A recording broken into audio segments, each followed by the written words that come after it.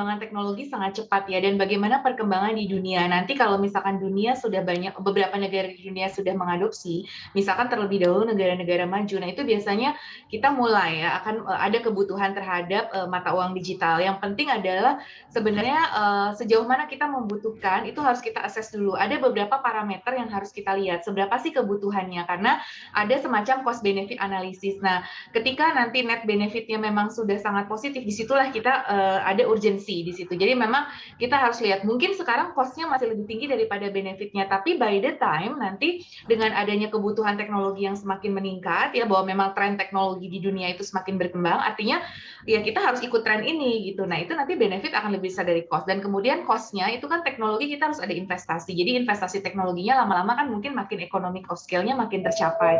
Kesiapan masyarakat tadi juga sudah disampaikan akan juga tercapai akan membaik gitu. Nah, nanti di kala itulah nanti benefit akan lebih besar dari cost. Nah, disitulah memang urgensinya gitu. Jadi urgensi ini adalah karena melihat tren tadi yang pertama, dan yang kedua memang kebutuhan untuk melakukan transaksi secara efisien. Nah, memang di zaman yang serba cepat ini secara ekonomi, aktivitas ekonomi semakin membutuhkan dukungan dari sistem pembayaran yang efisien. Disitulah kalau kita bicara urgensi dari CBDC, dan yang ketiga tentu membendung dari cryptocurrency sendiri ya. Maksudnya dari perkembangan-perkembangan crypto private di mana di situ tidak memiliki legal tender. Nah, kalau itu semakin banyak dan kemudian semakin berkembang, nah di situ juga ada urgensi hadir yang legal tender ini gitu. Tapi ketika itu belum terlalu berkembang ya mungkin tidak terlalu menjadi isu. Jadi memang ada parameter-parameter kapan kita bilang bahwa ini kita sudah masuk pada area urgent untuk mengeluarkan CBDC. Demikian. Baik, berikutnya kita akan beralih ke Mas Alphonse Tanujaya. Kalau menurut pengamatan Anda, sebesar apa sih sebenarnya kebutuhan masyarakat saat ini terhadap uang digital? Kalau melihat kondisi hari ini sih rasanya sudah tidak terhindarkan, dan memang ini diakselerasi oleh pandemi ya.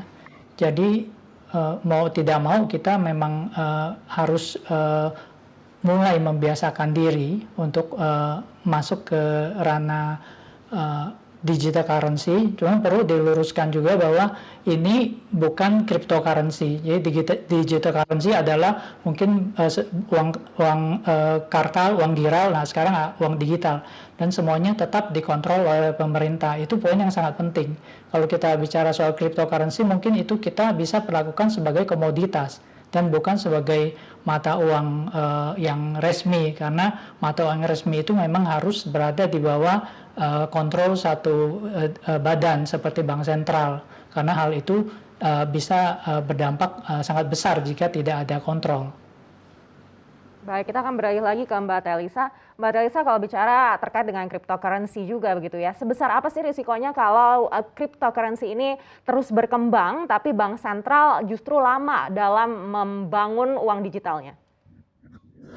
Ya, jadi kan tadi sudah disampaikan ya kalau kripto memang di situ tidak ada legal tender, walaupun ada sejumlah keuntungan dan kelebihan ya. Tentu masyarakat harus tahu mana keuntungannya, mana kerugiannya. Setiap produk itu pasti ada konsekuensinya. Nah, dari sisi yang satu kan itu menciptakan keuntungan, tapi di sisi yang lain masyarakat juga bisa mengalami kerugian ketika mengalami harga yang sekarang turun daripada harga belinya. Nah, itu kan juga menjadi resiko bagi masyarakat ya. Masyarakat mengalami kerugian. Kemudian kalau misalkan nanti platform-platformnya itu sendiri bermasalah seperti di Turki, kemudian kita juga baru-baru ini kan mendengar kasus dihack ya terkait dengan cybercrime dan lain sebagainya. Jadi tentu resiko-resiko dari kripto itu ada karena tidak dikontrol oleh suatu otoritas gitu. Nah, sedangkan memang benar kalau CBDC ataupun CBCC, kalau kita bicara tadi Central Bank Digital Currency, atau kalau yang berhubungan dengan kripto kan terutama Central Bank Cryptocurrency. Nah, apabila ini di-create oleh bank sentral, tentu itu ada otoritasnya, ada legal tender, kita bicara ada keamanan-keamanan yang lebih kuat gitu. Walaupun sih yang private juga menyatakan bahwa mereka aman, tapi kan secara legal tender itu mereka tidak memiliki